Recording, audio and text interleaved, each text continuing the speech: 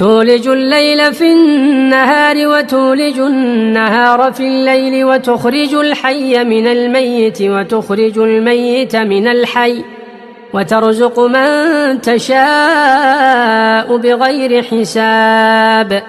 لا يتخذ المؤمنون الكافرين أولياء من دون المؤمنين ومن يفعل ذلك فليس من الله في شيء إلا أن تتقوا منهم تقاه ويحذركم الله نفسه وإلى الله المصير.